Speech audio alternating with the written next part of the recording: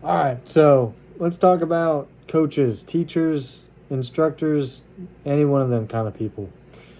So, one that comes to the top of my head is a band instructor named Terrence Fletcher. And he was an instructor. Was he a good one? Well, he was an instructor to say the least. So, essentially, there's a scene in the movie, and they're at band practice, and they're going over their musical, you know, songs and whatnot, and Terrence notices an out of tune player. Lo and behold, what I forgot the guy's name, but Terrence refers to him as Elmer Fudd. He was a little bit on the heavier side, and he proceeds to antagonize him and say that, listen, Elmer Fudd, your head doesn't need to be on a Happy Meal. It needs to be in the music. And the kid starts crying, and then it's crazy. It's a really hard, not really good way to help. But if you look at it from another perspective, Terrence was helping out the rest of the band, making sure everybody was good and that everybody was in tune and that the music sounded good and there wouldn't be any distractions. And if you put it like that, Terrence sounds like an exceptional teacher. But he wasn't. Kind of same thing with us, you know. There's a lot of times where, as Christians, we're kind of maybe not instructors, but in some ways we are. But for today, I'm going to be kind of talking about, just helping each other out and kind of encouraging the others around us to be the best we possibly can. So when we look at the Bible, there's a story in 2 Kings chapter 7. It's about 4 lepers. And so essentially what happens in the story is there's 4 lepers, and since they're lepers, they're outcasts of the community. But at the same time, to make things even worse, there's a famine in the land. So not only are they outcasted, but prices for food are up to an all-time high, and food's scarce. They're probably Israel's probably got their ration cards out and hoping to get some breadcrumbs. And so these 4 lepers are here, and they're like, goodness gracious, we'll be the last of the last, the bottom of the barrel. So they come up with this concoction to go to a army that's posted nearby, because this army is planning on besieging Israel. And so the 4 lepers are like, well, all right, if we stay here in the city, we're bound to die because nobody's going to give us food. Our best shot is to go to these people and be like, hey, what did they say? So in verse 4 it says, so let's go over to the camp of the Arameans and surrender. If they spare us, we live. If they kill us, then we die. So that's what they say. And then you read it and continue on in the chapter. They make it to the camp, and there's not a soul there. Little did they know, the Lord put little horses and armies and fierce men in the ears of the Armenians, and they fled away. And so everything that they had in their camp was still there, because they're like, oh gosh, Israel's come out to attack. We gotta book it. But so here these 4 lepers are with an army's supply of food and water and everything, gold and jewels. And so, they're high-fiving each other, and they're like, oh my goodness, we just hit the jackpot. And so they're like getting the clothes. It says that they ate and drank, and they carried away silver and gold And then they went off to hide them. They're like, man, screw everybody else. They were outcast anyway. But here's the cool part that comes in, and here's what this is. The kind of the turning point of the story is in verse 9. It says, "Then they said to each other, 'We're not doing right. This is a day of good news, and we're keeping it to ourselves. If we wait until daylight, punishment will overtake us. Let's go at once and report this to the royal palace.'" So a quick little interlude from the story in the Bible with a story of my own. So let's rewind the clock to my freshman year in high school. So it was wrestling season, and I was ponying kids left and right until a dam broke within my body, and I realized I had a code brown. This was unlike any other, code brown I've ever had, really, in my entire life. There was a puddle of diarrhea in my underwear. So I had to sit outside waiting for my mom to come pick me up.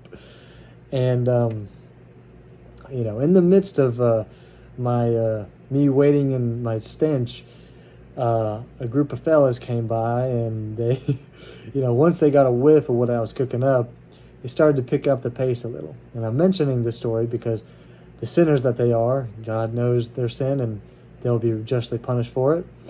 They could have helped a brother out, and they could have gave me their undergarments, but the sinners they are, they chose not to, and they picked up the pace. I'm just kidding.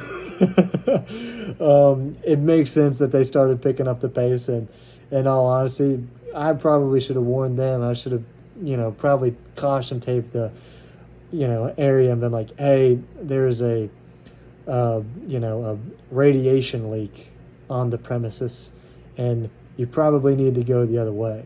But I didn't, so maybe I'll get judged for it. But going back to the story, following verse 10, it says, "So they went and called out to the city gatekeepers and told them, 'We went into the Arameans' camp and a man was not there, not a sound of anyone, only tethered horses and donkeys, and the tents left just as they were.' The gatekeepers shouted the news, and it was reported throughout the entire palace." So let's wind it back. And so, in the midst of their hooping and hollering, they hit the jackpot. It says, then they said to each other, "We're not doing right." And maybe it was all four of them, maybe it was two, or maybe it was one. If it was one, all it took was one person to remind the rest of the group, hey, what we're doing isn't right. We just had a win, but let's remember what's the right thing to do and what is the righteous thing to do. And because of that one or two or maybe all four kept each other accountable to what was right and upheld that standard, they did something amazing. And they took their win and their food and all their plunders and treasures and food and whatnot, and they gave it to an entire city when they could have just hid it away and stashed it for themselves. And that's exactly how we need to be with one another. Ecclesiastes 4:12 is a solid Bible verse.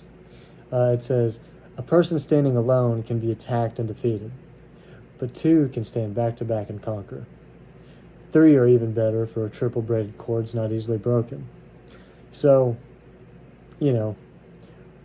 when two are together and they're, teaming up, they can conquer. And a solid team, let's just go back to Naruto and Sasuke, Ninja Basics 101. You got to be a solid team. And to be a solid team, if one person is lacking in a spot or aspect, call them out. Obviously, we don't need to be calling them out like Fletcher did with Elmer Fudd, but let's bring them back. Let's reel them in. And so, instead of taking the approach that Terrence did, I think ultimately it's best to encourage our brothers and sisters to be supportive. And, that's something that we need to keep in mind, and that's kind of like the overall message here is, so yeah, call each other out, but do it in a loving and supportive way. Pray for each other. You know, it's, you know, it says, yeah, two can stand back to back and conquer, but goodness gracious, it's better than two or three or four or 1,000. Include God in the situation. God's definitely going to help you out. There's some things that you have to do to cooperate. Like if you pray, God, I really have a struggle watching porn. Well, you have to kind of cooperate. God's not going to snap his fingers and just erase the urge to do that. So that's whenever we come in. That's whenever brothers and sisters of Christ should come in and be like, hey, no. This is bad. It dishonors you, other people, and above all that, it dishonors God. So, let's do that. So that's kind of the message. Another one is, and this goes into it, Ephesians 4:29. It says, let no corrupt communication proceed out of your mouth, but that which is good to the use of edifying, that it may minister grace unto the hearers. So, whenever we are calling people out, remember, do it out of love, be supportive, and be encouraging. I think being encouraging is kind of the biggest thing. And to go along with that, I might view the Beatles as sin. Just because I view listening to the Beatles as a sin doesn't mean that as soon as I get in my friend's car and they're jamming out to the Beatles, it doesn't mean I need to condemn them to hell and be like, you need to change your ways right now. Listen, encourage, and do it without any hate, If there's any indication that of hate before we're about to help a person out, let's take a second and calm down, and let's really think about, okay, am I saying what I'm about to say to this person, is it going to help lift them up, and is it going to encourage them, or is it going to bring them down? Keep that in mind whenever, our family and friends and whatnot are, and when they're in a rut, don't kick a horse or what is the saying? Don't kick a person while he's down. Anyway, that's the message. Hopefully it was good. Before I leave, I want to say a prayer, and then that'll be it. So, dear Lord, thank you for today. Please allow the words I spoke to be good and be helpful to whoever may be listening, and allow us to help each other out and be supportive. Don't let anything we do be out of hate or judgment. We know judgment's yours, but let us lift each other up out of love and with no hate whatsoever. Allow us to be strong for ourselves, and let us be lights, and let us be reflections of your light, so that could also possibly help the others around us if they're falling short. But dear Jesus, we love you.